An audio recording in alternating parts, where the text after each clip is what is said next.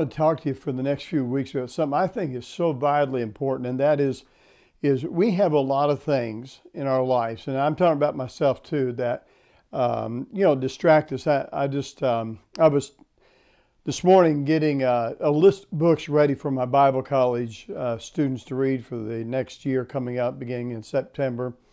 And one of the books that I looked at was the book of the life story of John Praying Hyde. And I got to thinking about this guy. I mean, he was incredible when it came to prayer. And I really would recommend everybody reading the book John Praying Hyde. But the point is this, I thought, how in the world did he have all that time to give his affections and attractions to prayer?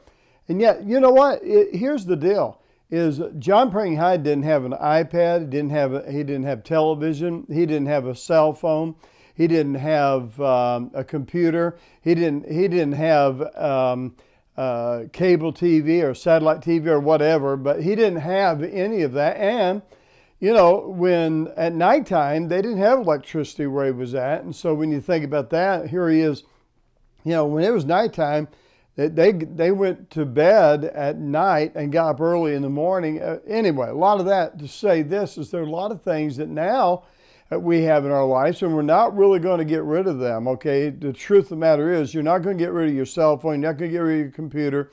You're not going to quit emailing. You're not going to quit texting. And many are not going to stop doing Facebook and all that. But listen to me. What we got to be careful is that we don't lose your attraction to what you should be attracted to. Don't lose your attraction to what you should be attracted to.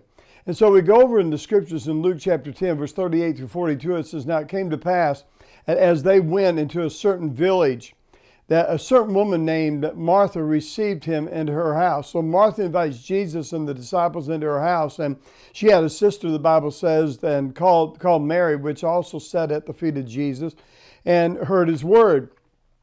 And so here's Mary sitting at the feet of Jesus, and the Bible says in verse 40, "But Martha was cumbered about with serving, burdened down with service," is what that means, burdened down with doing all this to do. And it came to him and said, "Lord, dost thou not care that my sister had left me for to serve alone?"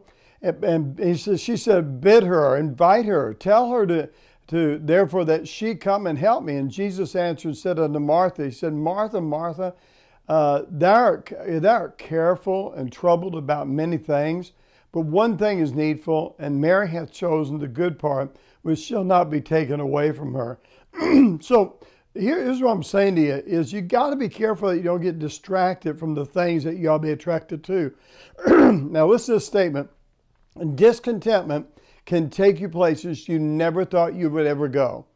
Discontentment will take you places you never thought you'd go. In other words, when you begin to get discontent in the things that you're supposed to be content in, it'll take you to places and to people and to activities that, you know what, in the back of your mind, you thought, I would never do that, I would never go there, I would never, whatever, you fill in the blank.